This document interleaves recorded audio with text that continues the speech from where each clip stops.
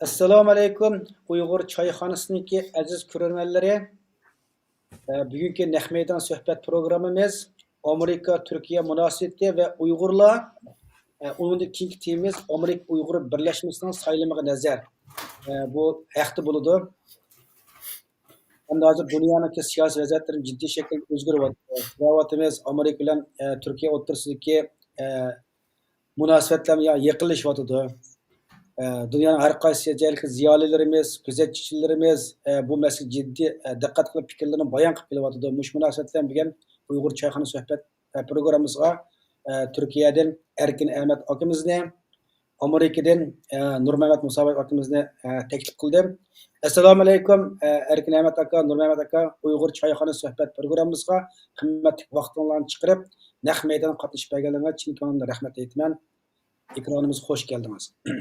Hoş bulduk, rahmat. Aleyküm assalam, hoş bulduk. Rahmat.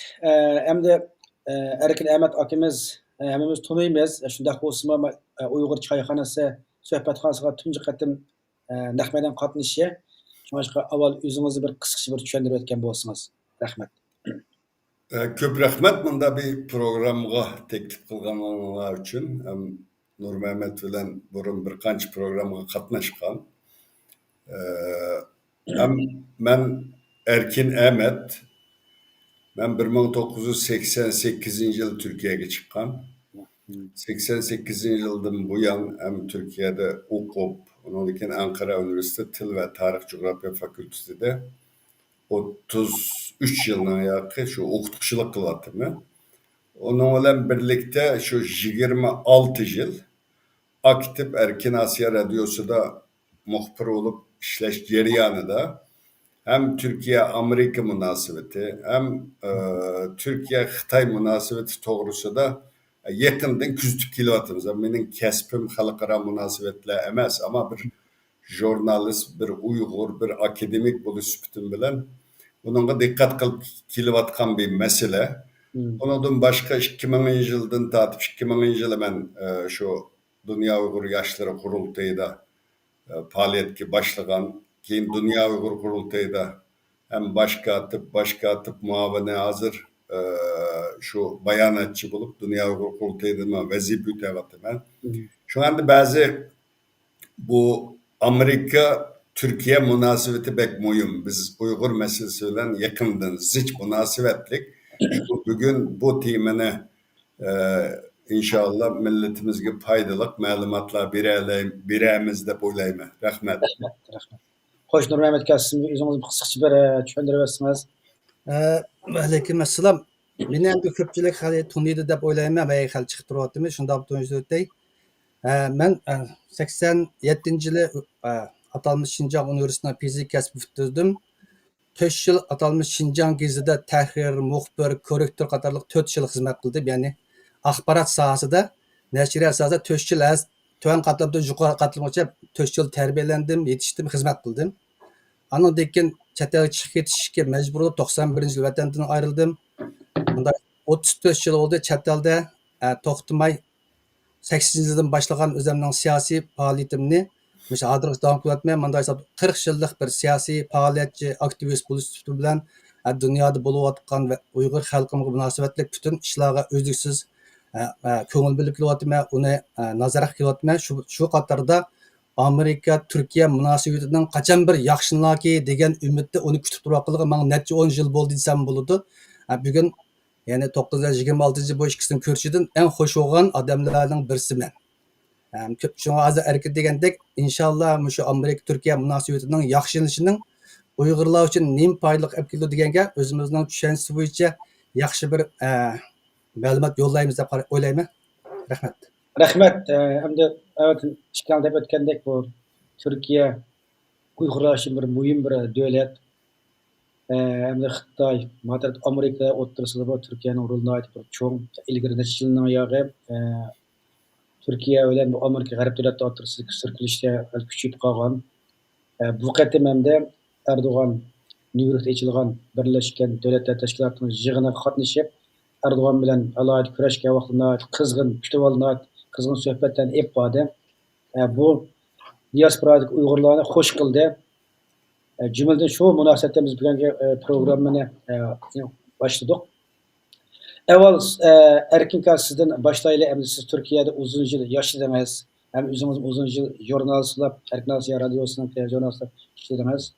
Yani bu Türkiye münasebetinden qaraganda 2005 yılının 2009 yıldaki Ürümçi qirg'inchisi Erdoğan Xitoyning Uyg'urlarga qirg'inchilik qilib beryapti. Men buni Birlashgan Davlatlar Tashkiloti o'ttirib qo'yman deb qattiq o'ylik gapni qilgan vaqtda butun dunyodagi Uyg'urlar qo'shib olgandi. Keyinsa barbara Xitoylar bilan yaqinlashib, yana Uyg'urning ovozini chiqarib keldi. Lekin shu irqiy qirg'inchilik boshlangandan keyin Türkiye'deki Uygurlar hakkındaki bu avazda qattiq chiqmas yagit qilib qoldi endi. Doya Birlashgan Davlatlar Tashkilotining kichik hukumatlarida ba'zi nimalarni debilgan hisob qilmaganda ko'pincha sukut turib nima qilib qoldi. Yani bu qatim Amerika qilib Donald Trump bilan kurashgandan keyin Uygurlar Amerika bilan Türkiye'nin münasebeti yaxshilandi. Bu Uygurlar bir yaxshilikniki boshlanishi deb pozitiv nuqtani ko'rib kelyapti. Bu vaqt sizning ko'z qarashingiz qanday? Bu temaga, bu mesele kiriştim burun biraz Türkiye-Amerika münasebeti gibi nezer silişimiz lazım. Hem de ben vakit münasebetiyle bek etraflık demesek mi? Hem bu Türkiye bilen Amerika bir ittifaktaş devlet. Ta Osmanlı 1830 yıllarda ama şu İzmir'de Amerika konsulxana elçilik geçiptiken onundaki Cumhuriyet kurulgandan keyin tunji qatim Türkiye'nin tunuşu Amerika'dan 1927 yılı. 27 yılı Türkiye Cumhuriyeti'nin hazır kurulgan 102 yıl oldu Türkiye Cumhuriyeti kurulgalı. Türkiye Cumhuriyeti kurulup 4 yıldan keyin Amerika Türkiye'nin tunuganken de şuna onundaki 1945 yılı Amerika bilen ittifakdaş devlet, stratejik şerik devlet deydigan toxtamnamaga kelishimga qo'l qo'ygan Amerika bilen Türkiye. Ondan tunji qatim 1948 yılı İsrailiyani Amerika itiraf qiladi, tunuydu, diplomatiyalik münasebet kurdu. Türkiye derhal keynidin ikinci devlet hemde 1949 yılı İsrailiyani tunuydu ama Amerika'nınki Türkiye'nin siyaseti bu İsrailiye'de bu Filistin'de iki devlet yani Filistin ve İsrail iki devlet buluşu lazım deydi. Şimdi bu Amerika ile Türkiye'ninki bazı Türkler nime deydi dönüm noktası deydi. Menfaat tokunuşudan nazuk meseleler var. Şuna bunun karaydıgan olsak mesela Şimal Atlantik Ahdi Teşkilatı'nın azası Türkiye. Mesela 1952 yılı bu Kore uruşu da Amerika ile birge Kore'de uruşka katlaşkan. Onun da bizim Uygur generallardan Mehmet Rıza Bekin generalmış o uruşka katlaşkan. O uruşka katlaşkandan keyin şunun bedelige Türkiye'ni Şimali Atlantik Ahdi Teşkilatı'na a'zo qilgan. 1945'ten ta ki şu soğuk münasebetler uruşu yani 1991 yıl Sovyetler Birliği parçalangıç bo'lgan aralıkta Türkiye Şimali Atlantik Ahdi Teşkilatı'na a'zo Avrupa nimisindeki bir devlet hemdi. Bu 2003 yılı 11. sentabr vakasından keyin Türkiye Amerika askerlerini Türkiye'ye ekilip Türkiye'den Irak'a kiriş nimisine Türkiye'ye sundu Amerika. Sunga vakti Türkiye parlamentoda bunu avazga saldı. Avazga salgan vaqtida bununla red çıktı. Red çıkkandan keyin Amerika bununla qattiq rencidi. Bu Amerika bilen münasebetinin jirikleşişi şu 11. sentabr vakasından keyin başlagan. Keyin bu Kürt meselesi var. Türkiye'nin en nazik meselelerden birisi. Şimdi Kürtlerge karaydıgan bolsak, Türkiye'deki nüfusuma ait Türkiye'de var, İran'da var, Irak'ta var, Suriye'de var. Şu bu hemme devlette bu devletlerdeki Kürtlerinki teşkilatları var. Yani terör teşkilatları var. Mesela Türkiye'de PKK deyimiz, İran'da PEJAK deyimiz, Şimalı Suriye'de PYD'deydi o. Bu mesele Kürt meselesi Orta Şark'taki en mürekkep meselelerden birisi. Şu bu tokunuş buluvatkan meselelerden birisi bu. Yani birisi 11. sentyabrda Irak kirge vaqtida ruhsat qilmasligi, onundikin İran meselesi de mi gerçi Türkiye Amerika taraf tutusu mu, yani bunun da mı bir ziddiyet var? Bu kadar Filistin meselesi de mi Türkiye burundan tartıp şu Filistin'le kollap gelgen devlet. Şuna bu meselede Amerika bilen yakın münasebeti bozumu davamlık bu tokunuş, sürtünüş devam kılıp kilvatıdı. Ama bu kadar ziyarette bir üçte kilişim düzüldü. Mesela bu Türkiye Amerika'dan suyuk gaz seti veriş toktamlaması okşaş. Bu onunkin bu F-35 deydiğen uruş planı var. Amerika onu beğenmegen Türkiye'ye. Bu katım onu biri dağın oldu. Ama bula Amerika bilen Türkiye münasebetindeki bir yakınlaşışının bişareti hemdi. Bu yeni bir kadem başladı. Onunkin bu Rusya'dan ağan bir S-400 deydiğen bir raketani toraydigan bir sistemisi var bu yerde. Aldı bu Türkiye. Ağa vakti da Amerika kattık açık geldi. Yani bununla çünkü Şimal Atlantik Ehdi Teşkilat Rusya'nın sistemisini ruhsat kılmaydı iken. Onun için 90'lı yıllarda bu Varyak gemisi de Xitay bu Ukrayna'dan bir kimi ağan arpilen kimisi yasaş için bu kimini ötküzmeyi neçe ay Türkiye şu boğazda sakladı tuğdu. O vakti de mi Amerika bunu ötküzmeslik için Türkiye Taşkışlar Ministerliği cihbesini işletken. Ama Xitay biz buna vade verimiz, herkes buna uruş kimisi kınmayımız. Bunu bir gazino yani eğlence, oyun, tamaşa kıldığın bir kimi kılımız da Türkiye'nin ayında aldap ekitip bugün o Xitay bunu uruş arpilerlere konuduğun kimi kıldı da. Şimdi bunun karaydıgan bolsak hem de Türkiye'nin ki ticaretinin %70'i Amerika ve Avrupa devletleri bilen. Hele men Xitay bilen biz işte münasebetini yakşı kılımız, Xitay bilen yakınlaşımız, Rusya bilen yakınlaşımız da devamlı Türkiye'de de bayanatlar verildi. Bu bayanat içi boş bir bayanat. Yani bu bayanatlar ne için verildi o desek asasen sen bizne anmasan Avrupa ittifakıga biz Xitay Rusya bilen birleşimiz dep Avrupa'nı Amerika'nı korkutuş için deyilatkan gap. Ameliyette ticaret karaydıgan bolsak Türkiye'nin ticaretinin %70'i Avrupa bilen. Ben Avrupa'nın çıktı öltüğü badım. Her kanda magazine kirsiniz Türk mallarını Avrupa'da küreleysiz. Ama Xitay'a varsan Xitay'da fakatla bizden vatenden başka yerlerde Türklerin mallarını kögülü bulmaydı magazınlarda. Şuna bu münasebet Amerika ile boğan münasebetin ki yıkılışı biz için faydalı.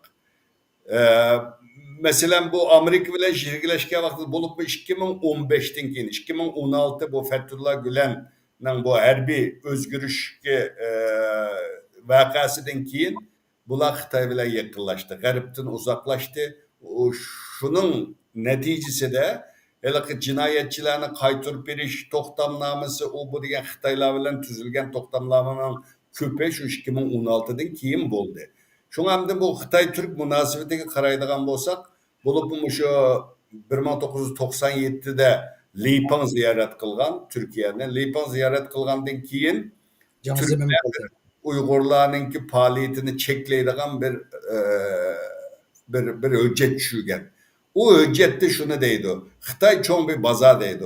Biz Xitay'a mal satsak bir yerim milyar adamga birden limon satsak bir yerim milyon limon satımız. Şuna bu Xitay bilen boğan münasebetini terakki kıldırış için Türkiye'de faaliyet edip beriyotgan Şarkı Türkistan ammaviy teşkilatlarına kök bayrak esişka ruhsat kılmaslık, devlet kadrlarının katlaşını çekleş degendek manda bir hüccet düşügen. Gerçi bu hüccet düşüken bolsun ya namayişlerde kök bayrak götürüldü okulda ama bizge selbi tesiri boldu. Cık yerlerde devlet televizyona çıkan vakti da size Şarkı Türkistan demenla, onu demenla, bunu demenla da bazı çeklimelerge uçurmadık emez. Uçurduk ama Türkiye cemaatçiliği de Şarkı Türkistan meselesi gibi bir kızıkış var. Bu gerçi siyaset gitti. Parlamentoda bu üzerine namayan kılmasın o. Ama Türk halkı bizden atı yurtumuz üyesi o Şarkı Türkistan. Uygurlar bizden kardeşimiz deydiğin bir çunkur bir histaşlık var. Bunu Xitay bilgeçke 97 Lipin kelgen vaqtida biz nurg'un quruq va'dalarni berib bu to'xtamnomani tuzgan. Tuzgandagi bizning masala keyniga qarab manga 75 yildan yaqin Sharq Turkiston davosi Turkiyada anlatılyapti. Ama hozirgacha bir parlamentoda Uyg'urlar to'g'risida bir karar ya da bir kanun bunda bir narsaning chiqmasligi bu bizni o'yga soladi yani. Bu o'ylanishga tegishli bir mesele. Erdoğan'ın ki onu deyiş Erdoğan 2013 15gacha 2016gacha Sharq Turkiston meselesine devam degan. AK Parti'nin hozirgi Adalet ve Taraqqiyot Partisi 2002'de kuruldu. Kurulgan vaqtidagi birinci partinin nizamnamasida Uygurlarga yardım kılış, Uygurlarni qo'llash deydigan modda bor. İkinci kurultayda chiqarib etdi uni Xitoyning besim bilan. Ondan keyin Erdoğan bunu degandan keyin etrafida bu ticari munosabatga bek ziyon tortmaymiz deb Xitoy bilan tijorat qildigan cho'ng korxonachilarning besimi bilan mencha bu gapidan keyin asta demaydigan holatga tushib qolishi ticari munosabatninki kuchlanishiga ergishib bu ahvolga tushdi deb o'ylayman men. Rahmat. Hurmatga bu vaqt sizniki qatlagan nemangiz bormi? Endi buni da hozir erkin degandek o Turkiya Amerikaniki diplomatik boshlanishini top oxirigacha bo'lgandan erkin yaxshi so'zildi. Erkin uni menda yaxshi bo'ldi, chunki Turkiyada yashayotgan turk vatandoshi.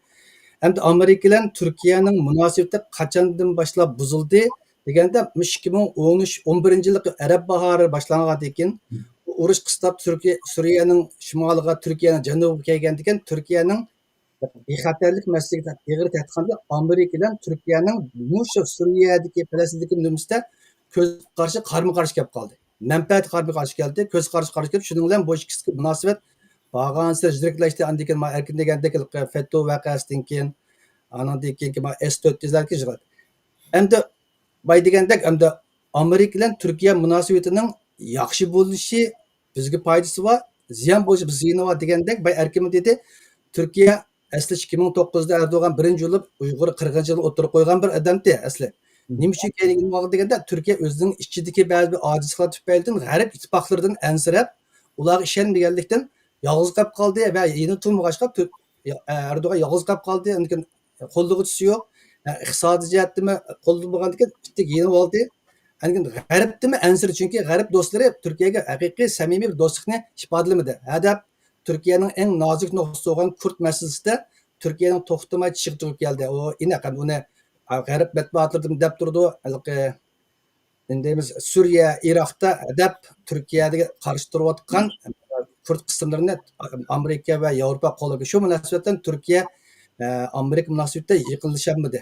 En yakın Trump'ın birinci kıtımlık prezident vaktinde ve bazı işkence bulsakta bu münasebetler biraz yıkılış kırapmadı. Çünkü sebebi Trump'ninki bu O'rta Sharq siyosatida biraz başka prezidentlarga qaraganda farqli bir nimasi bor.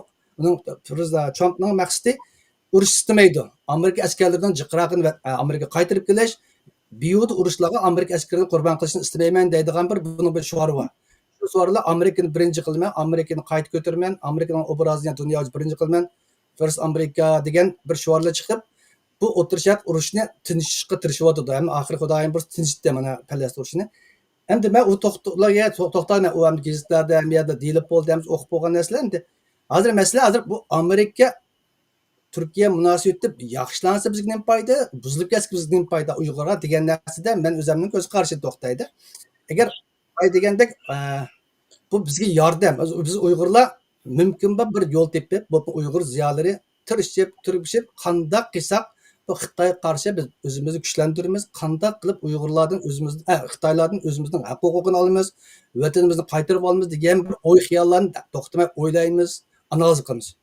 Shu qatorda Amerika Turkiya munosabatining yaxshi yomon bo'lishi biz Uyg'urlarning bu orzuga yetishimizda hal muhim bir omil, ya'ni kuch bizga. Ya'ni agar Turkiya bilan Amerika munosabati buzilsa, yomonlashsa, Turkiya o'zining aciz rayon xaritali davlat bo'lgandan o'zining atrofida nurg'un dushmanlar va majbur holda Amerika sharqlashganini Xitoy qilishidi. Bu bizga ziyon. Chunki turkilov bir ideyasi bor. Yiqilsa bizga foyda bor. Endi biz Uyg'urlar yordam istaymiz. Aytmoqchiga biz yordam qilmaymiz. Yordam ya yig'ilganga, ya inson haqlari faoliyat qilganga, ya irqiy qirg'inchilik bermaydigan berganimiz bosh berib bo'ladi. Yordam bir davlatning manfaatiga taqashganda, o'zlarining strategik manfaatiga taqashganda yordam kelgan. Masalan, Turkiyaning Amerika shu. Amerika bizga yordam qilsa, shu o'zining manfaatiga taqashgan qildi. Hargiz u boshqa bekadimga biz uchun askar chiqarib, o Xitoy qarshi turmaydi yoki nurg'un milliard pul xarjlab Xitoy embargo qilib, xuddi Koreyaga, Ironga embargoni biz uchun qilmaydi. O'zining manfaatiga taqashgan vaqtida ham yumshoq powerdagi yumshoq kuch bo'lgan embargo, diplomatik embargo va qattiq qo'lliq harakatlarni qiladi ekan. Hozir endi bugungi vaziyatga qaraganda Xitoyning uzluksiz taraqqiy qilishi, G'arbga, Amerikaga va qo'shnilarga tahdid solishning borgan sari ko'rinarli eshishi Amerikani Xitoyga qarshi harakat qilishga endi qo'zg'avyotdi. Endi bu 4-5 yil bo'ldi. Hozir bu ishlari borgan sari ko'z ko'rinyapti. Ya'ni Xitoy bilan to'xtamay chiqib deyapti. Xitoymi keyin qaytarimiz zarur berib Amerikaning chiqib deyapti. Demak, bu vaqtda Amerika yolg'iz Xitoyni deymiz har jihatdan qismaydi. Uning yana bir ittifoqdosh kerak. G'arb davlatlari desang, u Rusning ta'siridan, Rusning qo'rqinchligidan qattiq bir gap chiqarmaydi. Amerika hozir Turkiya Amerika g'arb ellarining bir rahbari, lider sifatida bo'lsa, Turkiya hem İslam dünyasının hem Türk dünyasının lider kıyafetinde oturup çıktı. Hadi yakınki 4-5 yıllık dünya terakkiyatı bu atkan rayon haritı işlerde Türkiye özünün liderlik, yani İslam dünyasındaki ve Türklerin liderlik rolünü cari kıldırıyordu. Bana ilişkin Gaza nimisini toktattı Türkiye'nin. Yani 26 September Amerika ile görüşüp Türkiye şunun terkibiga, yani şu araştırıcı, yani otur keliştiruvchi grupning ichiga Turkiya o'zi kirdi. Shamil Shayxda bo'lgan suhbat Turkiya qatnashdi. Men oxiri shu garantor davlatlarning qatorida Turkiya bo'lib, bu ya'ni Turkiya o'zining rayon xaritasi rahbarlik rolini joriy qildiryapti. Demak, Amerika Turkiya munosabati qancha yaxshilansa, Turkiyaninki islom dunyosiga, Turk dunyosiga qarta beradigan yordamlari aktivlashadi, ham jonlashadi, Xitoydan yiroqlasha oladi, Xitoyga beqinib qolmaydi, Amerika bilan do'st bo'lgan ekan. Şu sebepten hem de Türkiye nima uchun bizga yordam qildi deb hozir buni deyishimizga maqsad, biz Uyg'urlar shu Uyg'ur qirg'inchilik bo'lgandan Turkiyaning bizga uchun sustirish va Amerikaning adab Falastinni qo'llashi bilan biz Uyg'urlarda g'arb dunyosiga Uyg'urlar adab Turkiyani tillaymiz, islom dunyosini tillaymiz, to'xtamay tilab turadi to'rtlarda. Bu islom dunyosi va Turkiyadagi Uyg'urlar Amerikani tillaydi va Gaza uchun, Falastin qo'llagan uchun. Bu sebepten biz Uygurlar özümüz içki birlikte ketib qoldik. Degandik bu yordam biz azroq tushensek bir masalani, bu tillashning zarurati yo'q. Biz do'st tepishimiz kerak, dushman tepolmaslik kerak. Bu ikkilisi Amerika, Turkiya vaqti kelganda bizga yordam qiladigan eng muhim omildagi davlat. Shuni bularni birsidan birsiga qo'ysa qolmaydi. Ikkisi bizga birlashgan vaqtida, ikkisining ittifoqi yaxshilanganda bizga yordam keng ko'lamli kuchli keldi. Nimishga deganda Turkiya bizga yordam qilish bir o'zida bir mas'uliyat bor deb qarayman. Buni erkman yaxshi, chunki turklarda Türk ideologiyaslik bir anva. Sharq Turkiston bizning ota yurtimiz, biz Türk, o'tgangiz bizning deydigan, bularda turalliq bir ideya bor. Bularda davlat uni istamagan bilan ularning ichidagi bir turkshunoslar, turanchilarda bir ideya bor. Shu tufayli hozirgi Türk tashkiloti u bu bo'lib Türkiye asosida Türklik ideologiyasi bo'yicha O'rta Sharq ketib, O'rta Osiyoga ketib bordi qozoqlar. Buning ta'siri albatta bizdan vatanga bo'ldi, buning ta'siri albatta Xitoyga bo'ldi.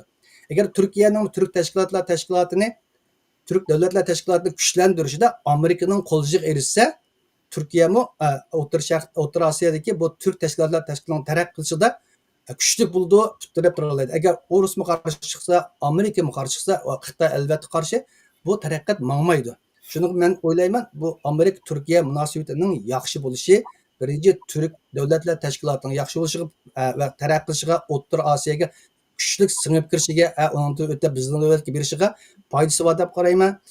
İkinci taraftan Türklerin özlük bir Türk ideologiyalik, İslam ideologiyalik bir yardım qilish maqsadi var. Üçüncü Türkiye'nin özünün menfaatiga taqşıdı. Hazır Türkiye özü hem ham eşyaga ihtiyacı var, bazaga ihtiyacı var. O çoğun baza Orta Asya'da, çoğun ham eşya bazarı yani Orta Asya'da. Bunun için Orta Asya'ga Türkiye'nin uzun müddet fikrap kirişiga Türkiye'nin Amerika'nın Türkiye'den yaxşı buluşu Türkiye Amerika'nın g'arbdan o'zi kelayotgan ta'siridan salbiy ta'siridan xotirjam bo'ldi. Ya'ni necha vaqt niyog'i Amerika Suriyadagi Kurdlarni uzluksiz qo'llab kelgan. Bu qo'llash agar to'xtab qolsa, Amerikadagi bu Suriyadagi bu ishki yil patiqini to'xtasa, bu texmi o'zidan bir ishonch paydo bo'ldi. O'rta Sharqqa, O'rta Osiyoga texmi putirab kirdi. Ya'ni Turklarning bizga yordam qilish orzusi bor. Kuchi yetmaydi, mag'duri yetmaydi. Bu mag'durni kimda oldi deganda kendiki Amerika'da aldı. Amerika'nın ama Xitay'ını qaylı qilish uchun o'ziga kuch yetmaydi. Yalnız iqtisodiy kuch bilan Xitayni yo'qmaydi. Chunki Amerika Xitayga qarta tabujda beji va iqtisodiy embargo qilgan bilan mau bir yo'l bir belbaq kon jipak yo'lini yimqilib bular ya'ni g'arb setdi. Bu yo'lning kontrol Turkiyada tuguni. Agar Amerikadan Turkiya birlashsa Xitayni hem sharqdan hem g'arbdan hem iqtisodiy koridorlarni bo'g'ib qo'ydi. Bunun bilan Xitay ojizlashdi. Bununla bu aciz şeriatta biz Uyghur meselesini yumuşak şekilde diplomasi o'ttirib qo'ya oladi. Agar qattiq şekilde bir Xitoyga qarshi bir kuch qo'llanish to'g'ri kelib qolsa, yana bizga Turkiya va Turk rahbarligi islom dunyosi va Turk dunyosining intayin muhim roli bor.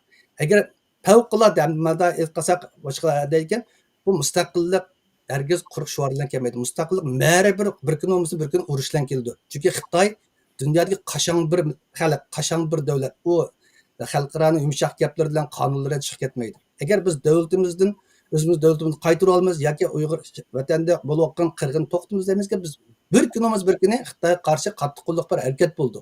Bu qattiq qo'lliq harakatni biz Uyg'urlar yolg'iz qilolmaymiz.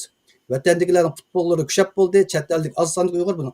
Bu qattiq qo'lliq harakat kim qildi desa, G'arbning mablag'i va texnikasi bilan bizga ergashilgan, bizni qo'llaydigan Turk dunyosiga, islom dunyosiga jihodchilar qildi. Biz ularni tılsak, biz kim keldi? Avval biz mağımız, akımızın şu Türk dünyası, İslam dünyasıki 1,20 milyar xalqdan bizga bir 0,5% kirizimi 750 ming bizni qo'llaydigan jihatchi keldi. Ya'ni o'z vaqtida Amerika, Sovet İttifaqini, Rossiyani Afg'onistonda, Chechenda xalqaro jihatchilarning kuchi bilan ularni yengdi. Vaqti kelganda Xitoyga qarshi shunday bir ayaqdan Tayvan urushi Xitoy Tayvan hujum qilib qolsa, o Tayvan urushilarla bu ish tugamaydi. Ya'ni cho'qim g'arbdan bir kuch bo'lmasa, Xitoy o aldirab ma'qul demaydi. Shuningga g'arbdan bir liniya echilib qolsa, bu liniyaga eng kirdig'ini dastlabida biz Uyg'urlar biz boshlagan bilan keynimizdan 750 ming 1,5 millionga yaqin Türk islom jihodchilari keldi. Bularda bir ajdab. Ya'ni dunyoda şehit bo'lman deb o'zini o'ldirib oldigan odam yo'q. Bu islomda bor, boshqa yerda yo'q. Bu martabaga yetaman deb hech pul talab qilmay, hech kim talab qilmay o'zligidan keladigan xalq bir musulmon. Hozir musulmon ellarning davlatlari, hokimiyatlari chirik, u Xitoyga va bog'langan bilan bu xalqida ya'ni islomiy ruh bor, ya'ni islomiy jihod ruhi bor. Buning amaliyotini biz Afg'onistonda ko'rdik, Checheniyada ko'rdik, mana bu daqiqa G'azo urushida ko'rdik. G'azoda 2 million g'azalik urushimda bu yerda biz dunyoda kelayotgan jihodchilar urushda bo'lmasa kichikdan olqanlar ya'ni shu O'rta Sharqning eng kuchli Isroilsi 2 yil bo'lmadi yengilmaski ularga to'xtamay kelgan mujohidlar bor. Buni biz sen bilan biz bilmagan bilan uni qo'llayotgan davlatlar bir yo'llarla avatadi. Shuning oxiri Amerika va butun dunyo aralashib bu urushni to'xtatdi. Endi yana bir jihatdan Amerika Turkiya munosabatining yaxshilanishida bizning paytga kelganda Turkiya yana O'rta Sharqdagi o'ziga ta'sir qilgan Isroillarni atogin yaxshi bo'ldi. Chunki Gaza Falastin masalasi hal bo'lsa, Falastin masalasidan keyin Isroil Turkiya munosabati yaxshi bo'ldi. Hozircha islom dunyosining va Turkiyaning qizil olmasi Qudus bo'lsa, hozir bizni Al-Aqsa masjidi bo'lsa, bu mesele tüyügen keyin bular islom dunyosida va turk dunyosining qizilolmasi bizning vatan bo'ldi, Sharq Turkiston. Uni hozir biz demagan bilan buni ziyonlari ashta ko'ngil tutgulik. Shart sharoit muhit hozirlansa, inshaalloh bizga bu yordam hem Amerika hem Türkiye ikkisining birligida oshgan bir muhitda ittifoqligida bizning vatanga bir yordam hem yumshoq hem qattiq yordam keldi degan umidda shuninga men bu Erdo'g'an bilan Trumpning 26 Aqsayda ko'rishlarda intayin xush bo'ldim, mamnun bo'ldim. Va bu mamnuniyatning natijasi mana 9 oktyabr Şamil Şah'da Mısır'da paydo bo'ldi. Yani ahira Gaza urushini to'xtatdi. Yani qadam-qadam ilgirlashlar bo'lyapti. Inshaalloh bu ittifoqlik doimlik bo'lsin. Amerika, Turkiya munosabat yaxshi bo'lsin, bizga bir foydasi bo'lsin deb umid qilaman. Rahmat. Erkinga bu vaqt sizdan bir ozroq qatag'an nimangiz bor to'xtagan bo'lmasa savolga kiramiz. Bu deganlarga qo'shilib yani hakikaten Türkiye rayonunda muhim yani Türkiye. Ben bir yerde şunu qo'shib qo'ymoqchi da, mana bu mesela ijtimoiy taratqularda işte Türkiye Xitoy Türkiye'nin qo'lga tushirib oldi, Türkiye işte Xitoyninki kontrol ostiga kirib ketdi deydigan manda bir tashviqot var. Bu Xitoyning odamlari qilayotgan tashviqotmi bilmayman, ama Türkiye'nin şu 25 yıllık Türkiye-Xitay münasebetiga qaraydigan bo'lsak, mesela o 2000 yıllarda 3 hükümet, 3 parti birlikte kurgan hükümet başkurduğu vaqtida, bu vaqtda İsmail Cem deb bir tashqi ishlar ministri vardı. Xitay tashqi ishlar ministri keldi, dedi ki biz sizlarga 1 milyon sayohatchi avatimiz. O turdigan mehmonxonanglar bormi? Bu 1 milyon sayohatchi $1000 heclese manchi milyar dollar bo'ladi deb Türkiye'ga degandan keyin bu shinib ketdi bu Xitoyga. Bu Türkiye'de ma chet elliklar sizlar bilasizlar, Xitoy ayda atidi ponichu, bunda ko'rishgan vaqtida ayda deydi. Ama bu g'arb davlatlarida, bu Türkiye'de odatda siyosetchilar unda resmi uchrashuvlarda anda po atmaydi. Normalda deydiganlar bo'lsinmi? Ama bugün 25 yıldan keyin Türkler cık sakladı. Sayohatchi kelsa deb shu vaqtida Xitoycha kurslar ochildi, oshxonalar ochildi. Qaraydigan bo'lsak, o'tgan yili Xitoydan kelgan sayohatchi soni 450 ming. Yani 1,5 milyar nüfusu var Xitoydan Türkiye'ye kelgan sayohatchi 450 ming.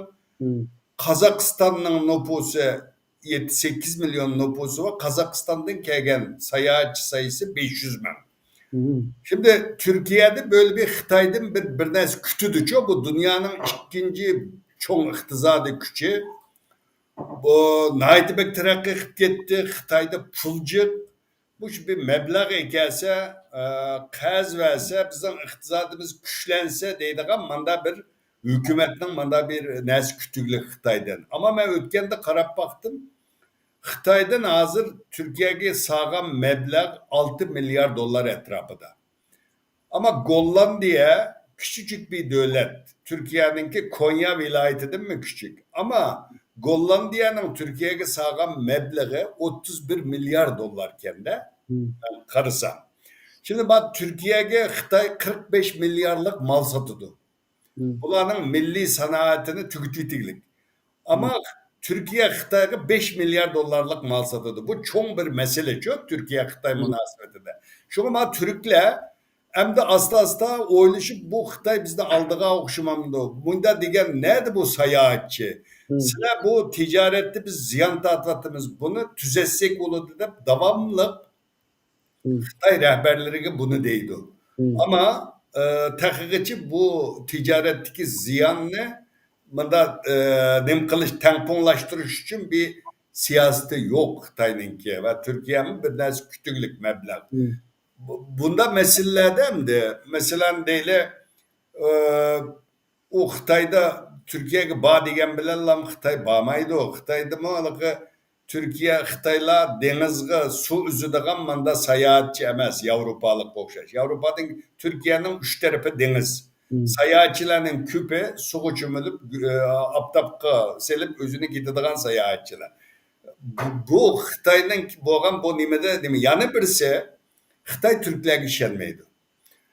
O Xitay elçisinin devam deydiğen bir gibi var. Muhbirlerini kütüvelişiğine de deydi.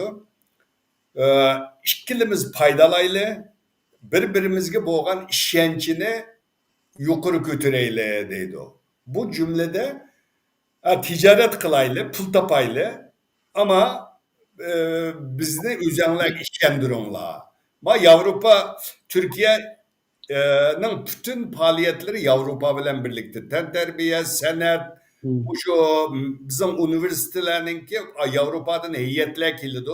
Üniversiteninki yoludun tut Uberniğiçe, şu binanın pellenpeyleriçe Avrupa deydi. Sen Avrupa Birliği kirdiğen bolsan, emala üçün manda yol kılısı, onu kılısı bu Türkiye'nin bütün sistemisi, mesela bizim ders programlarımız mektapta Avrupa bilen maslaştırılık da. Şuna anda bir de Şimali Atlantik Ehdi Teşkilatı'nın azası Türkiye. Anda o gandaki Xitay Türkiye'ye işenmeydi. O ben sadık oluma o bu diyen bile işenmedi. Şu minin burundun tatıp davatkan göz karışım. Elbette Xitay bilen boğan ticaret küçeyse bizden işimiz kıyım buludu. O bağansır tesli şudur. Fakat Xitay bilen Türkiye arasındaki münasebet unda yaxşı olup ketmeydi o dep oylayım ben. Hoş, rahmet Erkinka. Yani bir yerde hazır siz o taraf Türkiye'ye aktartınız ki ticaret münasebetlerine ait yaxşı analiz kıldım ama Gollandi'yle seliştirip yaxşı analiz kıldınız. Hem de o ahirki günleri 2013'ten keyin Xitayla Amerika bilan G'arbning munosabat buzilgandan keyin bular Xitayla yiqilish Erdo'g'anning hukmat ko'ryapmizda bek quyoqlashib ketdi. Necha qatim Erdo'g'anlar bordi ziyoratga. Ondan keyin Shanxay hamkorlik tashkilotini bilamiz hamda Shanxay hamkorlik tashkiloti Shimol Atlantik Ehdi tashkilotiga qarshi qurilgan bir guruhlarda hamda Xitoyning rahbarligida. Endi bu Türkiye Shimol Atlantik Ehdi tashkilotining muhim bir a'zo davlati. Bulab turib oyoqda Shanxay hamkorlik tashkilotining kuzatuvchi a'zosi deymizlar men bilishimcha. Ya kuzatuvchi a'zosi. Endi Shanxay hamkorlik tashkilotidami Erdo'g'an shu Turkiya hukumati pek yiqilib ketdi borda hamda nimasidan. Albatta siz dedingiz Rusiyaniki necha bir seti nima qilgan vaqtida Amerika Shimol Atlantik Ehdi tashkiloti buni qattiq qarshi bildi. Buningga Xitoy Rusiyaniki nimasi kirish qat'iy bo'lmaydi deb oxir Amerika budoq nimasini berdi dedingiz. Ana mushunda murakkab vaziyatda Turkiya hukumati ikki qiyiq tang desayotadi. Ham oyoqdan oyoqdan Yevropa Shimol Atlantik tashkilotiga ham Amerikalar yiqilishib oyoqda Xitoyligimi Shanxay hamkorlik tashkilotini tang o'ttirib nima qilishi bu nimadan darak bo'ladi sizcha? Türkiye'nin ki bu hazır muşu sualanga Türkiye hükümeti Taşkı İşler Ministrinin beriyotgan cevabı biz köp taraflamelik taşkı siyaset elip barımız deydiğen manda bir yönelişi var bulanın. Ama mesela 2009 yılı 6. ayının ki 26. günü şu vaktideki sabık prezident Abdullah Gül Ürümçi'yi ziyaretki bağlan, Xitay'a bağlan da keyin Ürümçik geldi. Şu vaxtıda bu Nursultan Nazarbayev arkalık Putin gidip, Putin arkalık Xitay'a dep biz bu Şanxay Hamkorlik Teşkilatı'na a'zo bo'lsak degan şu Avrupa bilen bir münasebeti jirik olsalar muşu gepini çıkardı Türkiye'deki siyasetçiler.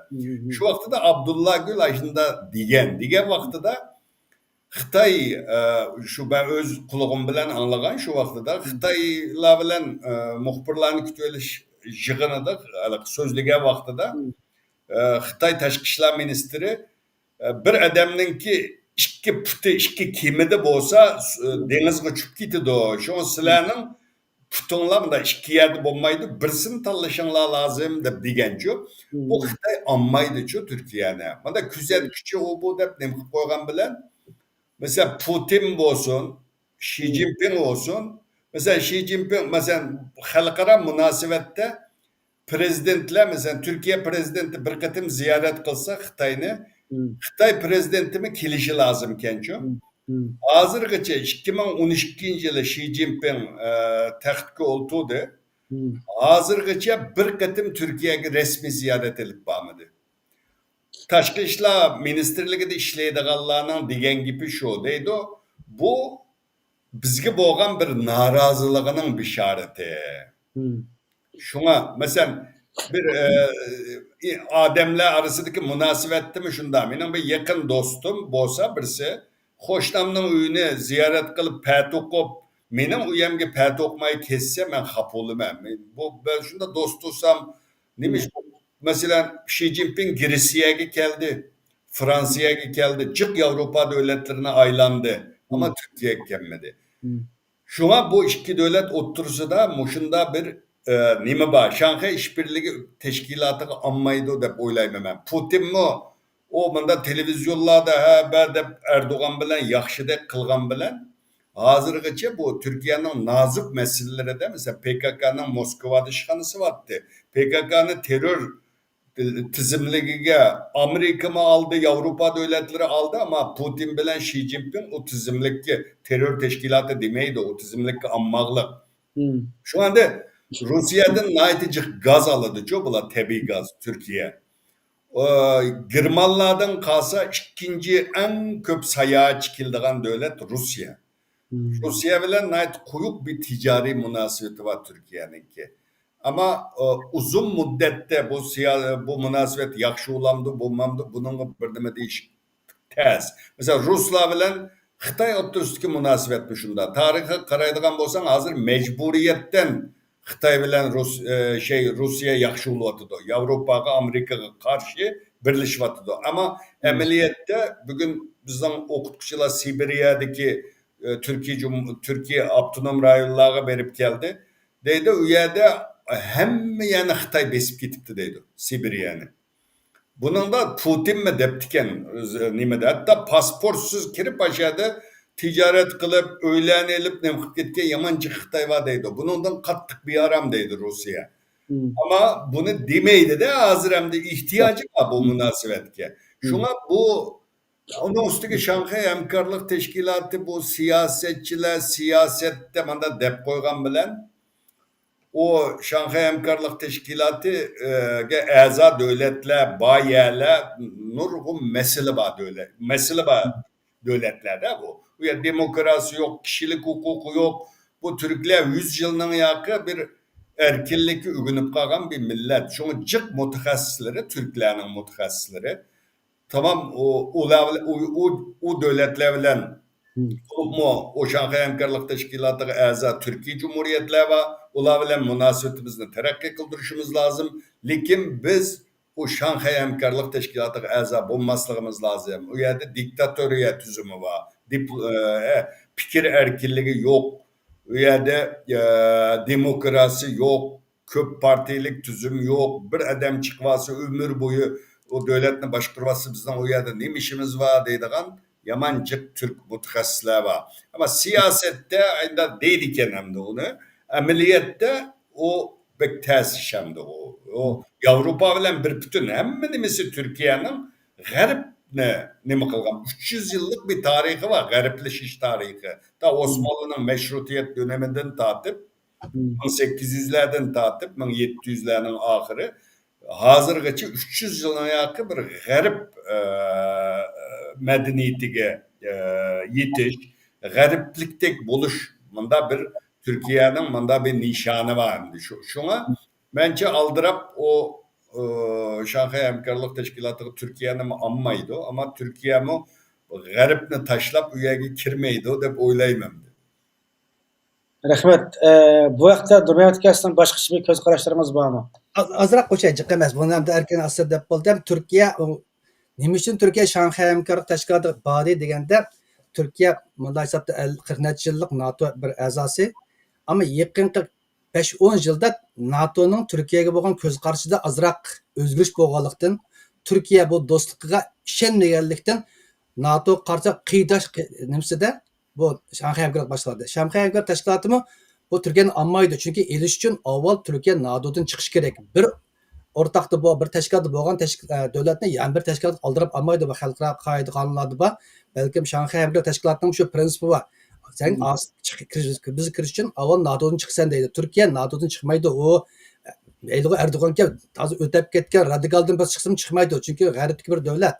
Ama NATO'nun şu keyinki bulutma Suriye'deki uruş mezgilde endiki İsrail'in oturuşu keyinken 5-6 devlet uruşu bulup İran'ın uruşu, Aksı uruşu yıkılıp ki uruşlarında Türkiye özünü bexatar hesaplanmadı. Yani Türkiye'ye karşı yani bir azı İngiliz haberlerindeydi. Bu da Suriye, İsrail'e, Türkiye'nin urduga haberler takaldı. Bunda hatta bazı İngiliz haberlerde NATO'nun 48. maddesinde 5. maddede bir madde varken eğer bir devlet NATO'da 32 devletin birisi çıkılıp 32 devlet otomatik onun karşı çıkıyor bakıyor.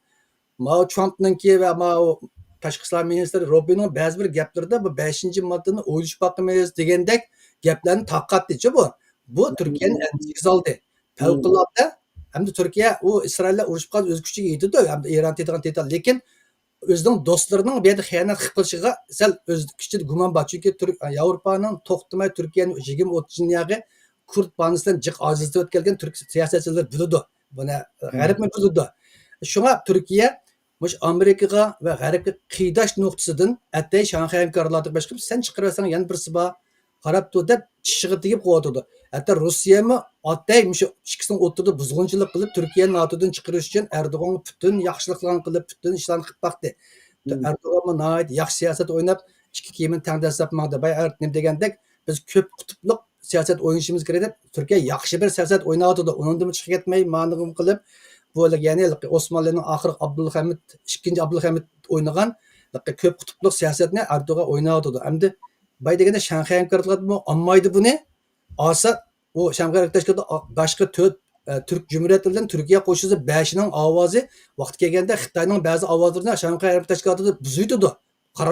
Umumiy qaror olganda ko'p sonliq Türk bo'lib ketib qoldi. Türkning yetakchiligida. Çünkü bay degandek Qozog'iston, Qirg'iziston bu Shanxaydagi o'tirish davlatlari qiyinchilik, qo'rqinchilik ham O'riston ham Xitoydan qo'rqib beqinchilikdan amal yo'q. Ashlarga qo'l ko'tarib ya Rusning ya Xitoyning chiqargan qaroriga ma'quldavdir. Agar Rossiya, agar Turkiya Shanxay tashkiloti rasmiy a'zo bo'lsa, u yerdagi ovoz kuchi Turkiyaning ishib ketadi. Buni Xitoy bildi, Rusmi bildi. Vaqt Shanxay tashkilotining olgan qarorlari xuddi BDT'da olgan qaror oqmagandek onun kararlarını akmaydı. Çünkü Türklerin sani köpeyip gidiyordu. Şu tüpeyden Xitay mı bunu anmaydı, Rus mu anmaydı? Hatta G'arbning kuch chiqdi için qiladi. Türkiye mi qiydab Amerika'nın, G'arbning, Angliyaning, Fransiyaning qilayotgan qilga qiydab ashda qilyapti. Endi chiqisi yo'q. Endi yaqinda ko'rdik ana ma'val davlat bog'chili hatta ashdigini qarab biz Xitoy, Rossiya, Türkiye üçlü bir qilib Amerikaga Isroilga ittifoq qarshi turaylik deb Atay Erdo'g'on Washington kirishning oldi dedi bu gapni. Bu matbuotdagi diplomatiyadagi bir san'at endi men tushunishimcha. Shuni so'raydigan deb deyaptingiz xo'sh. Ashni dedi. Deyishi shapibat agar sen bizning gapimizni olmasang, bizni sen yaklasang, biz kirdigan yana bir uy bor. O'tirish Turkiyaning o'rni muhim strategik jihatdan, harbiy jihatdan, iqtisodiy jihatdan, energiya manbasining koridor jihatdan Turkiyaning bek muhim. Buni erkin biladi, hammamiz bilamiz. Buni deyishni kerak. Şununla G'arbmi Türkiye'nin qaytishini istamaydi. Xitoy bütün kuchlar olaman deyotdi, ololmaydi. Turkiyaning bütün maqsadi Turkiya Xitoyni ishonmaydi, Xitoyni bildi. Chunki o'zining tarixiy 4000 yillik tarixga dushman bo'lgandan keyin u Xitoyni bildi, lekin bugungi iqtisodiy ojizlikdan, G'arb pul vermaganlikdan, G'arb iqtisodiy begallikka misolda deydi, mablag' soldi, ya'ni keng ko'lamda silib Amerika bozorini Turkiyaga to'liq ichib bermaganlikdan ba'zi pul topay deb Xitoy bozoriga bormi emas. Lekin butunlay o'zini Xitoyga Turkiya berib etmaydi. Turkiyani Xitoyga tutqizib qo'ymaydi. Turkiya endi 1000 yillik bir davlat qanday siyosat o'ynashni, kimning dushman, kimning do'stligini dunyodagi boshqa davlatlardan yaxshi biladi. Shunga Turkiyadagi turklik nimasi mavjud bo'ldi ekan, Turkiyadagi islomlik ideologiya mavjud bo'ldi ekan, biz Uyg'urlarga har zaman foydasi tegadi. Xo'sh, rahmat. Yaxshi, nima bo'ladi? Yana bir savol so'rab ketib qoldi. Hozir har ikki o'rtaq nuqtada aytsa Turkiya aloqa Türkiye'de Amerika bir kapitalist devlet, Amerika yardım qilganda bir iqtisodiy o'zining nimasi kapitalistni o'ylaydi-ku, bir manfaatni o'ylaydi. Ya'ni bizning davlatimiz jug'rafik o'rinda bek bir qulaysiz bir yerda, biz ta'limimiz yo'q, millat o'ttirib qolib qolgan. Bizga Amerika iqtisodiy dasmisli foydalanmaydi. Bu foyda eshitish, ammo strategik manfaat taqishib qolsa, dasmini aymay soldi. Agar hozir Xitoy Amerika birdan bir dushman chapasib chiqdi. Amerikadan Xitoyga tutishyotidi. Abjad. Uningga qarshi Amerika o'zini ifratmaslik uchun vakolatchi o'tirgan vakolatchi deydigan o'tirdan Turkiya orqali ikkinchi bir kuchni Xitoyga bir yo'ldan soladi. Ya'ni Xitoyning bir yo'l bir valloq yumusini Turkiya orqali o'tirasi orqali uzudi. Shu vajidan Turkiya Xitoy munosabatlari ham biz uchun, ham dunyo uchun, ham Amerika uchun ahamiyatli deb o'ylayman. Rahmat. Yani Türkiye hazır nihayette halkı koş kıyık teng destek bu diplomatiya nesine oynap kelyapti hem de hazır sizge bunu düşündüm kıldığınlar. Yani meninki bir nime mavu halkı Avustralya'nın ve Sydney Üniversitesi'ndeki bir nimesi var. İsmini kalmakta Uygur Milli dep kitap yazgan adam. Bu kitapta okusam Osmanlılar'ınki net 100 yıllık tarih stratejisi şerhlen birleşik gariplik takabıldır siyasi var kelçi önemli. Aş kitap okup kaldım ne bu nerseni. Ilgir ben bu nerseni unutmaydım. Yani aşının kargahtan Osmanlılar'ın kimi Çin Xandarlığı bilen birleşik yapıyor degende gariplik takabıldır siyasetlere yani bugün kündümüş Erdoğan'ınki koş bislik siyaset oylaşı ne kaç burun Osmanlılar'ınki siyasi stratejisini nim kılıvatam devamlı aşının eğiş bulamdı Nevada. Hazır hem de NATO'da bir xil 5. maddesini çıkarıp kap kalsa çoğun bir nim kap kalı da NATO'dan çıkaran yardımdan vaktken bizim düşman kap kalıgan bir vaziyet şekilde kap kaldı. Hem de evet Nurmay Hakam'da da İslam ideolojisi, Türkçe ideolojisi yok olmaydıken Uygurlar aman bir kine yardım nim kıldı. Bundan hoş. Mesela dünyanın 600 yıl sonradan Osmanlı İmperiyası vaktlarda bizim Şarkı Türkistan'da var. Tarihin sözü misal bilirse Çin Xandarlığı zamanında mı çok bizi kırgan. Onun için keyinki ne vakti ahir zaman kırıp gep tap kaldı. Zozan'tan Şarkı Türkistan'da bastı.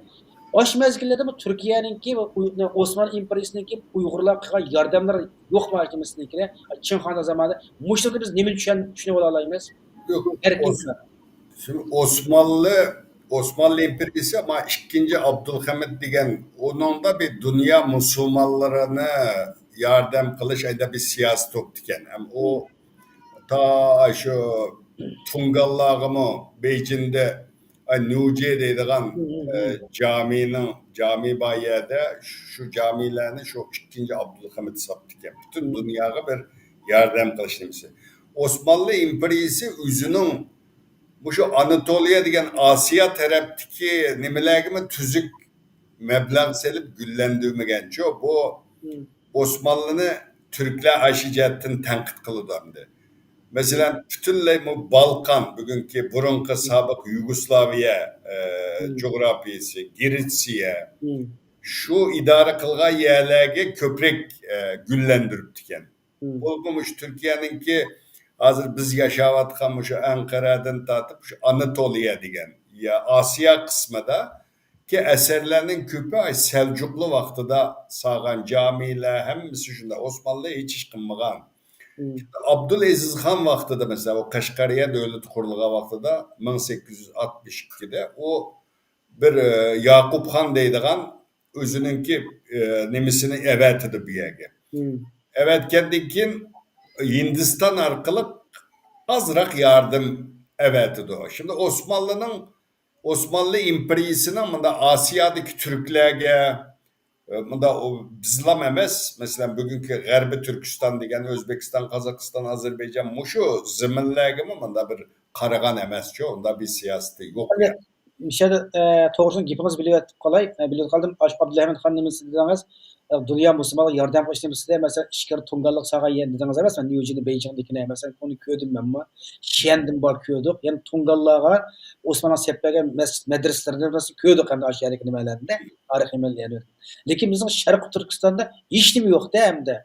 Şu vakti değil mi? Mançolar hazır mı aşında? Hazır Türk rehberler bahse mesela Süleyman Demirel ziyaret kılga vaktida Şiyendik mescit yapagan. 30 bin dolar mescitki Süleyman Demirel pul vergen Ürümçideki, Kaşkadaki mescitlerge apamagan. Şu mançolar mı okşaş ayında çetelden yardım gelsin Tungallarga hazırına kanda Arap dünyasından meblağ gelsin Ningşaga apıranla aşağıda selanla digendik mançolarda ayında ziyaret ayşında bir siyaset oğancı.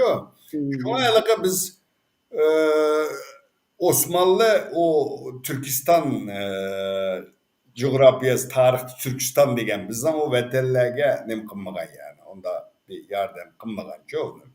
Yani şunda küçük mezgilde dünyanın oltuzu soğurgan, Yani bunu Yavrupalıklıma titreydiğen mezgilde. Ama olada o sen yardım kılış için sende bir milli an oluş lazım. Ben Türk deydiğin. Olada Osmanlı İmperiyası da asasen ticaret, baylık hemmesi Türk bulmagan milletlerde. Türklerin bay oluşu muş kiyinki bir 50 yıl içinde bay oldu Türkler. Burumuş Türkiye'de mi Türk milleti, ırkı Türk boğallar, bizden kerindaşlarımız eskerge olurdu. Canlı ölüş için eskerge olurdu, herbi olurdu.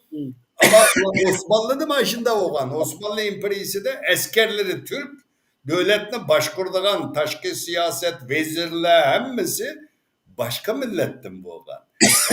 O bizge yardım kılış için o kendi Türk edemle buluş lazım da, o an buluş lazım. O Osmanlı'da ümmetçilik hakim. Yani Cumhuriyet Osmanlı'nın ahırkı mezgilede hem de o İttihat-ı Terakki deydiğin bir parti kuruldu milliyetçilerden.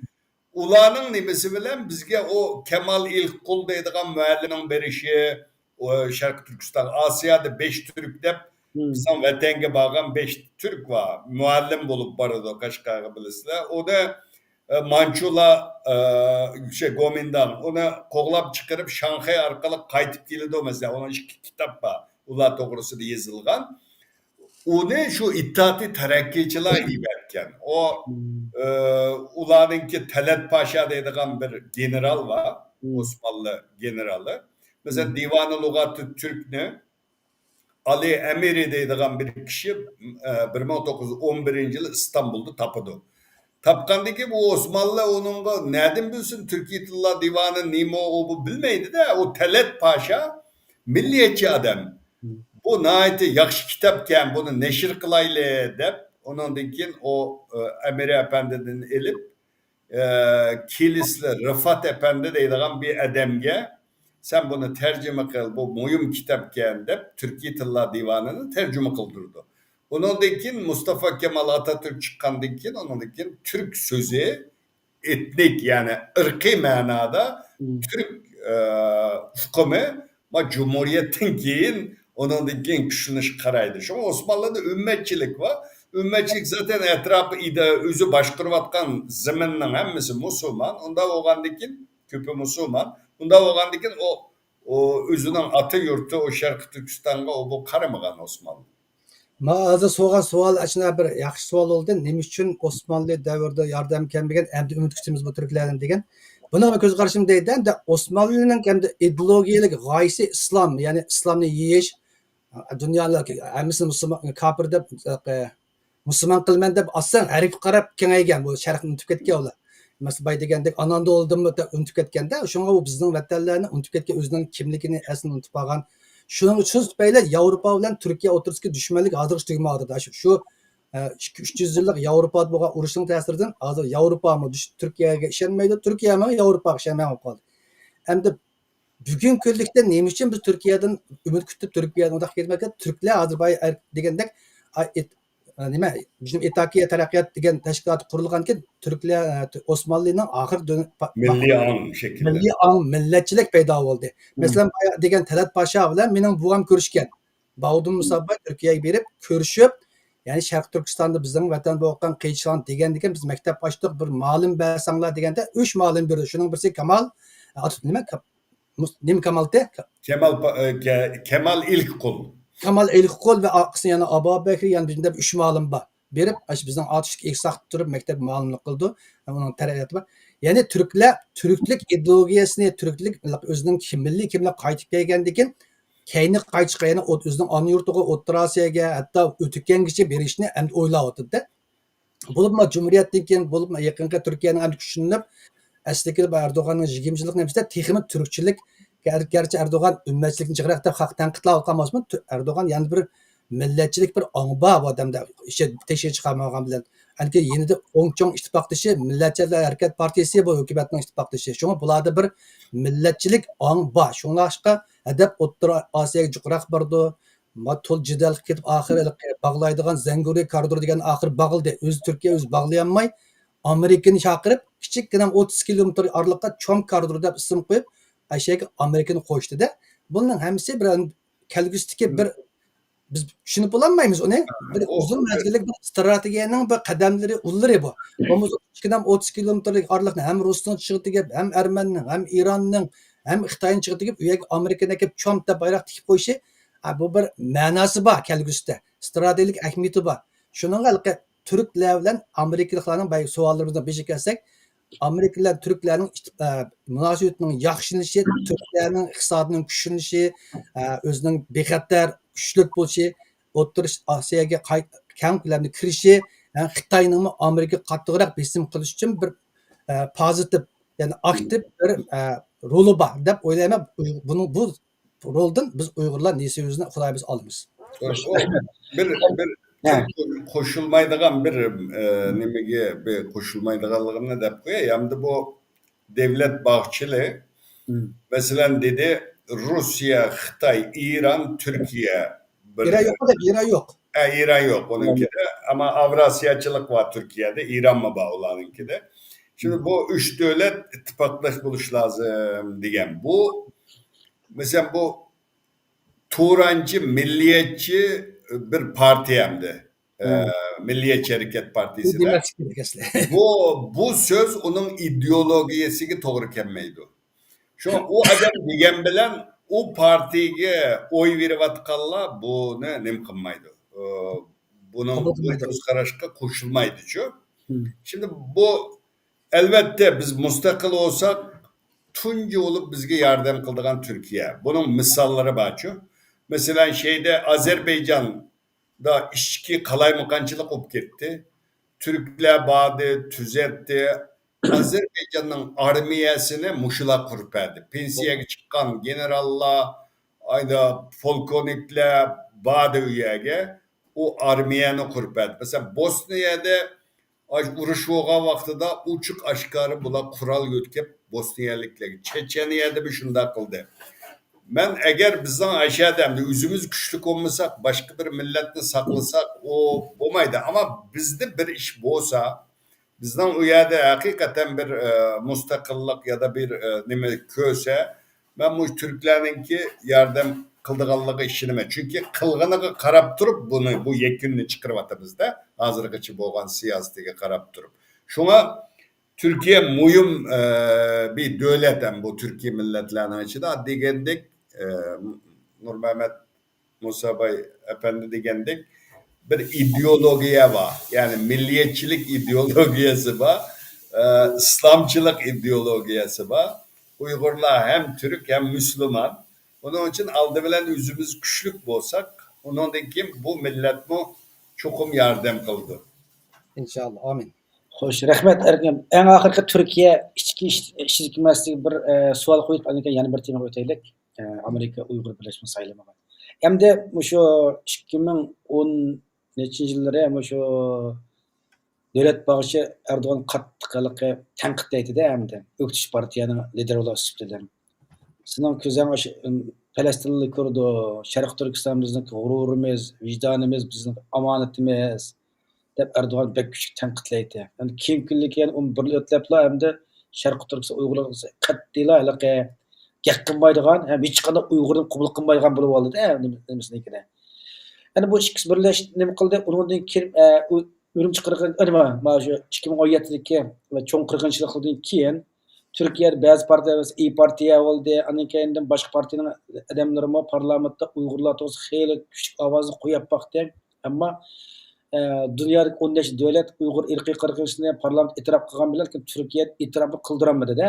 Hem parlamentda bir kun tartib eklenmedi. Hem 70 necha yillik bizningki bu da'voyimizningki bir merkezga kelgan Türkiye'de hozirgacha Uyg'urlar nimasiniki parlamentda bir kun tartib kelmasligi bu nimaning ishorati buni qanday tushunamiz? Şimdi benim bu epsuslandığım meselem şu, devamlık ben oylayma deyime bu İsa Yusuf Abtekin bütün yiza, kent hem yani aylanıp o davanı anlatıp diken. Keyin mesela keyinki yıllarda ben muhbirlik kılgan vaxtladım o Erdoğan nurgun qatım bizden adamlar bilen görüştü. Derdanlar nime dedi, nurgun dokulatlar verildi.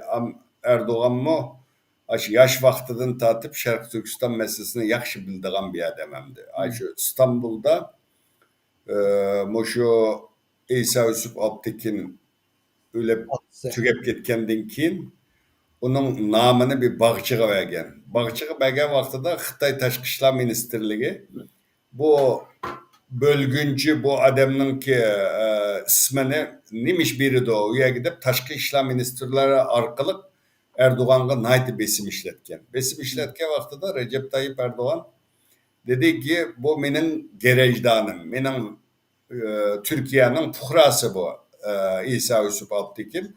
Onun ismini birip beğenmezlik benim erkilliğim. Ben senden sorayım bunu edip.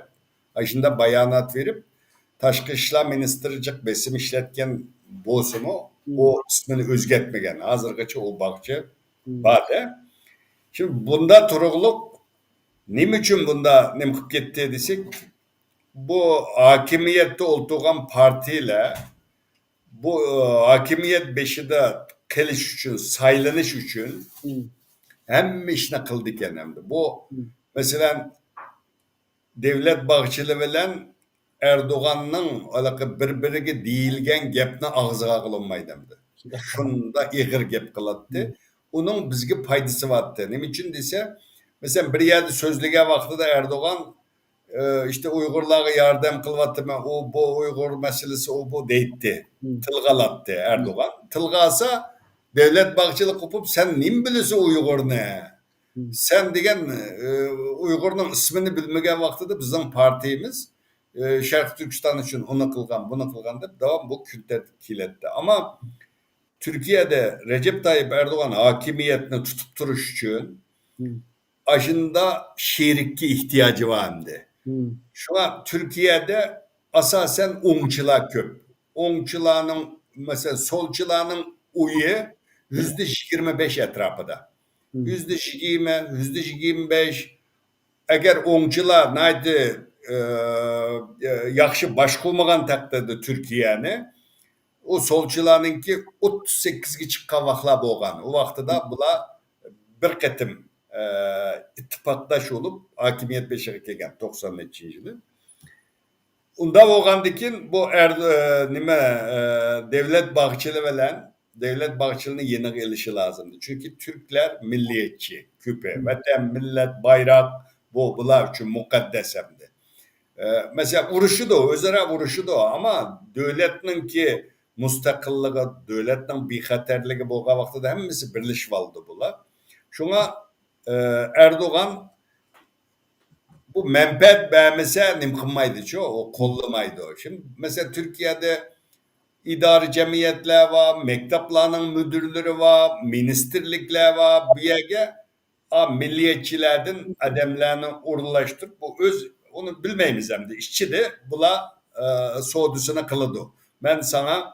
Ben seni kollayma ama bana manda menfaatlerini bir işin lazım değildi. O şekilde bu hakimiyet beşi de turuş kayıtı saylanış için bu ikisi birleşti. Bu halk onu kollamaydıgan nurgun nimbadı. Bu 2028. yıldaki saylamda nimboludu onu huda bilirem. Türkiye'deki içki siyaset mürekkep. Sen bugün ak deyse eğer kopup kara deydiğin bir nesiken bu siyaset digenci. Mesela o Sinan Ogan deydiğin bir dostumuz vardı mesela. O Erdoğan'a karşı teşvikat kıldı saylamda. Erdoğan'ı düşürmesek bulmaydı o bu dep Erdoğan'a karşı hemmeden bunun oy verdi. 5 milyon oy aldı. 5 milyon oy veren berip lan Erdoğan'ın oyu kamlap kaldı o reis cumhur oluş için. Onunla bir her xil gepler vardı. Onu kolumuzda bir ispat olmagan diken onu diyemeyiz. Yani o aşı 5 milyon oyunu Erdoğan'a verdi. Onun diken halk dedi ki ben Erdoğan'a karşı bergen oyunu sen Erdoğan'a sattın. Hazır kuçuğu çıkanmaydı o. Bunun her gün televizyonda baktı. Türkiye'deki içki siyaset pek mürekkep.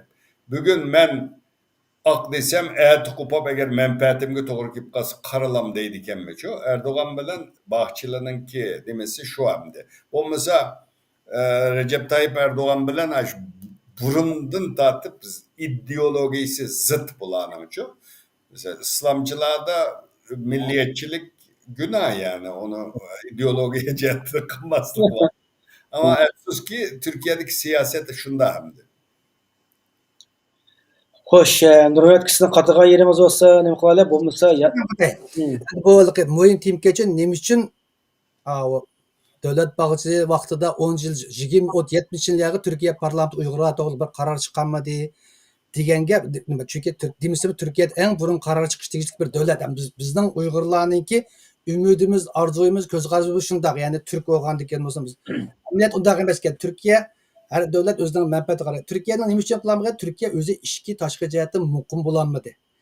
Titrab turdi laqat. Yatavergan mening ustiga silinganda Turkiyaning hokimiyati o'tgan 70 yil bir tarab turdi.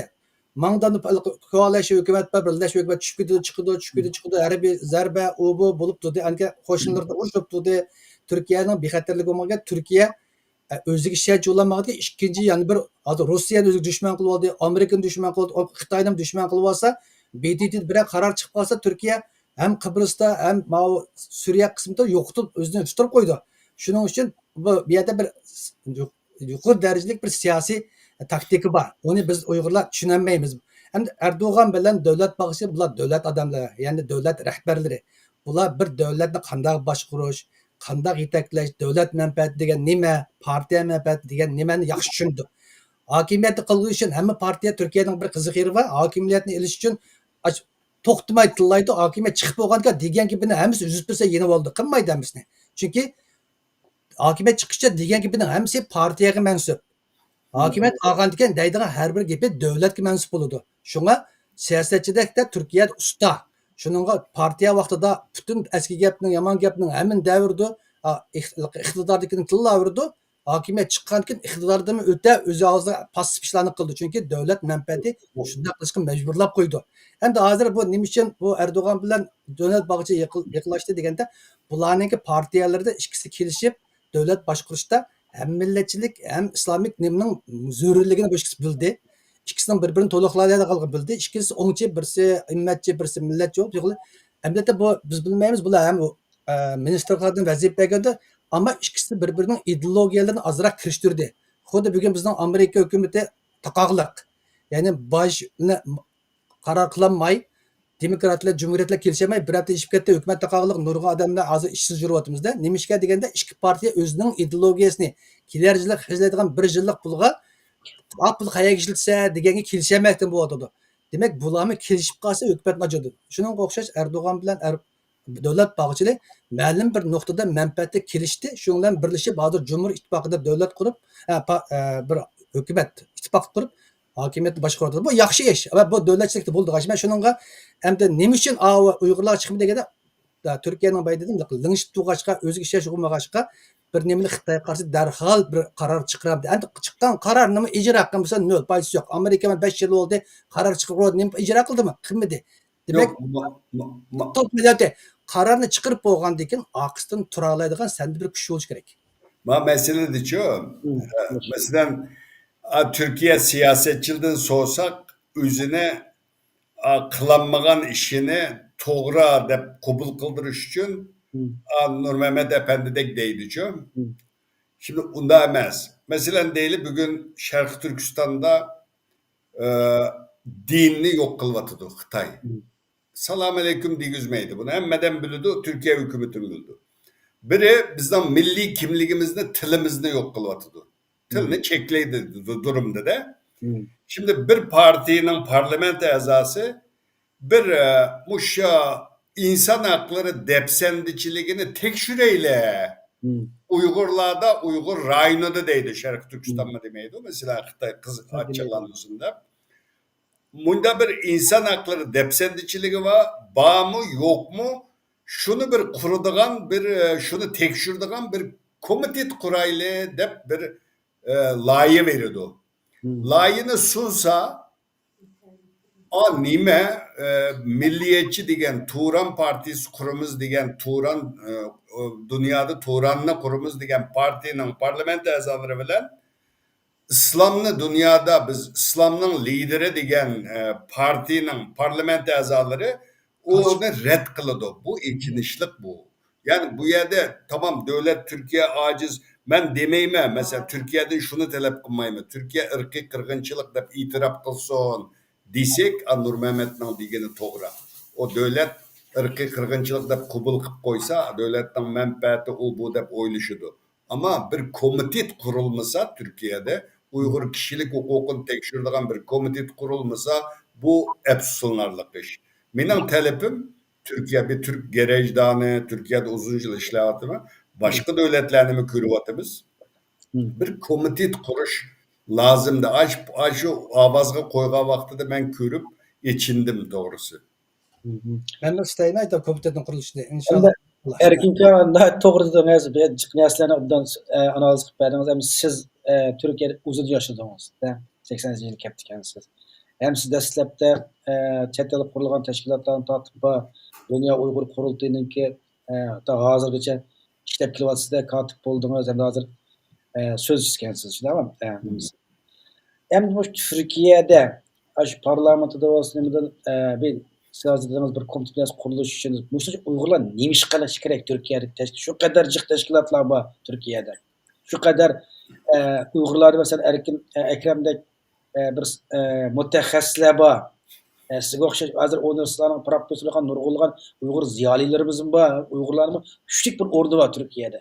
Ashlarni qayda qilib ashlar bir narsani barliqqa keltirishni kim yo'lni qiyg'ilib bo'ladi. Bunu mesela Türkiye'de bunun bir yolu var. Türkiye'de mesela cemaat fikri toplayalısak, Türkiye'de bütün teşkilatla birlik, ittifaklık içinde bulup, bütün Türkiye'de bir cemaat fikri toplayalısak onun hükümetki tesiri kılgılı oldu. Mesela bunu biz köydük. Mesela bu şu nimede bu Xitay bilen cinayetçilerini kaytırış toxtamnamasını Recep Tayyip Erdoğan kol koyup parlamentoga sundu. Parlamentoda bu avazga koyup u yerden makullansa onundakin önümge ege ucu. Şu pandemik vaxtıda parlament geldi.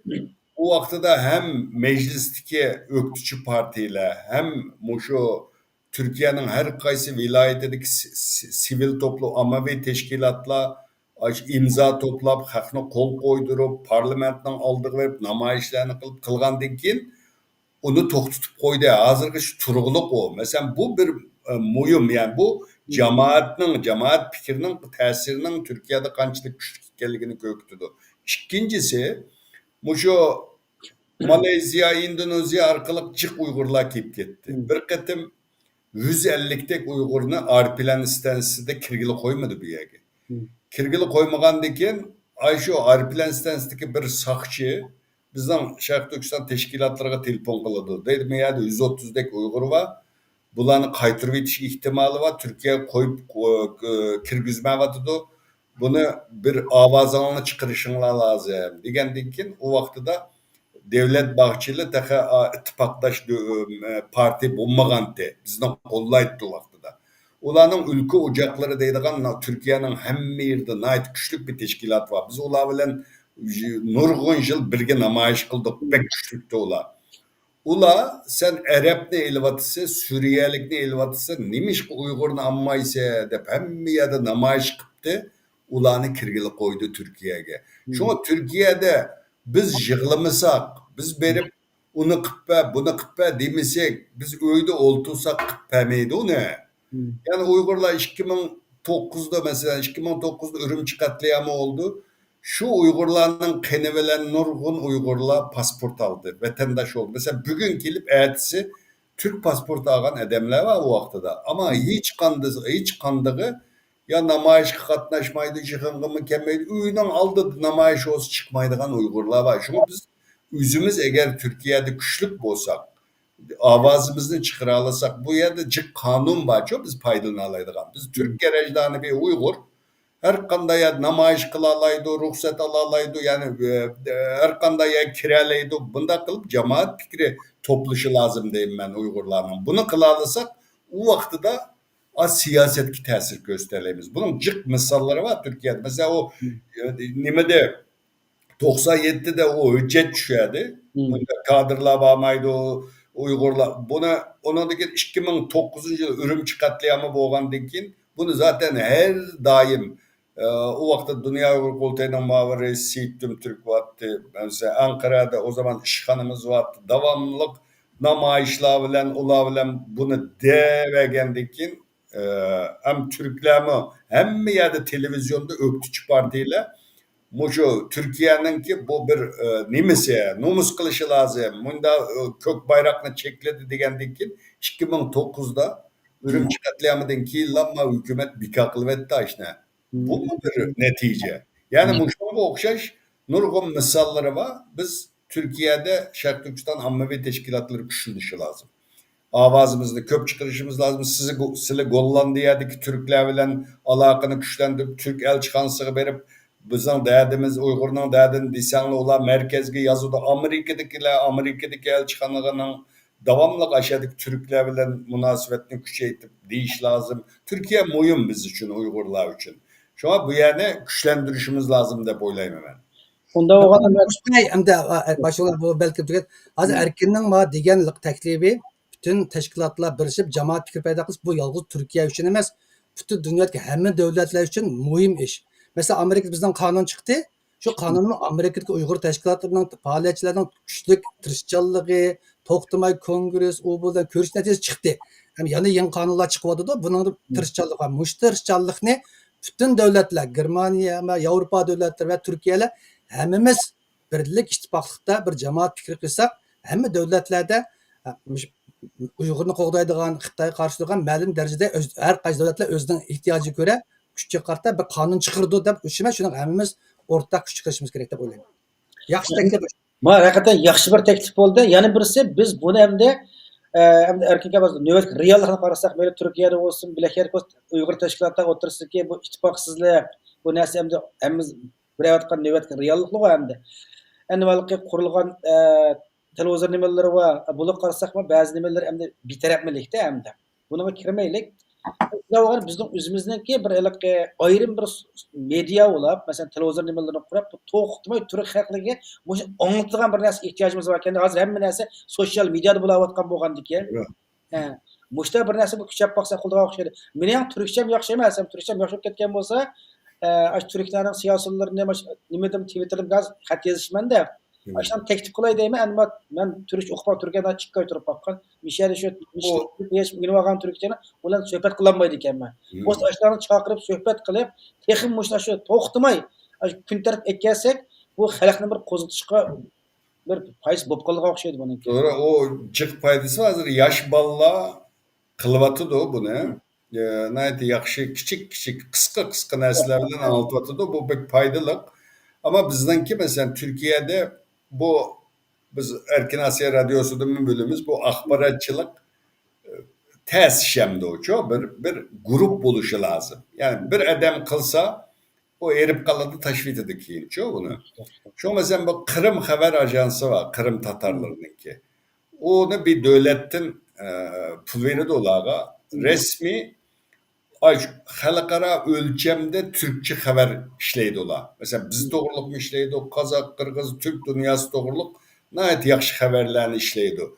Mesela Ayşin da xalqaro ölçemde. Bunda adetlik emez. Bizden torbetleri kirsen ama bir ay burunki haberler turu demdi. Bunda muhbirlik olmaydı demdi. Değil mi onun da? Şu bunda bir Türkiye mühim deyimiz. Türkiye'de muşunda bir medya buluş lazım. O bir devlet kollamasa o tez kenemde o tez. Rahmet. Emse ikinci ötelek Türkiye'nin bütünlüğünden ikinci teması bunu ayrım bir tim. Ya vakit bir yarım saat olab kaptı. Davamlaştırayla bu timine yani bir sohbet kılsak bulacak Amerika Uygur Birleşmesi sayılımına nazar. Davamlaştırayla oldu ya da bir cümleden tüketsek mi? Qanday qilamiz ikkanglar ya tugatib keldi desang tugatimiz ya bo'lma qilib qolsak savolning ichidan savoli chiqib bu yana ayrim bir tema qilamdik. Ayrım bir bu yaşlar doğrusu da ayrım bir tema kılış lazım yani. Fakat Amerika'daki sayılamını asas kılıp durup başka teşkilatlarla mesela kanday kılış lazım şeklinde bir program yakşı oldu da böyleyim. Baştakılarını qaz program bir yerde toxtup, onu ayrı bir program qılamiz ekanlar hamsa. Ayrı das. Nimiz kelsen bu xudma Türkiye, Amerika münasebetlik o bizning Uyg'urlar, Amerika Uyg'ur jamiyatining yangi sahibi. Bizning Uyg'urlar uchun yangi bir boshlanish, yangi bir davr, ya'ni avloddan almış emasmi? Buni endi tushadi. Chunki bizning manfaatimizga eng muhim taqishadigan tema shu endi. Shularga buni ayrim, ya'ni bir soatlik bir nim qilib qilaylar. Bugungi qo'shib qo'ysak, buni ko'rguvchilarmi ko'rmay zerikib ketadi. O muhim temaning mazmuni qolmaydi, ahamiyat qolmay qoldi. Bu ishlarni fikr hurmat qilib qatimni qilaylik hamsa ayrim bir tema to'xtab. Ko'pdan ko'p rahmat har ishlarni qimmat vaqtini chiqarib bergan yaxshi obdan bir suhbat bo'ldi. Nurg'un ko'ngil savollarni so'rdik, sana yaxshi javob berdinglar. Har ishlarni ko'pdan ko'p rahmat. Hamsa Uyg'ur choyxonasining aziz ishtirokchilari bugungi suhbat programmamiz mishati oxirlashsin. Deyishkirimizda ham Amerika Uyg'ur Birlashma Saylanmas nazar programmamizni oldimizgi kunlarda ayrim o'rinlashtirildi. Hammalarga ko'pdan ko'p rahmat. Programmamizni taqib qo'yinglar. Rahmat. Allohga emanet. Xo'sh, hamsa har ishlarga. Maşallah. Rahmat.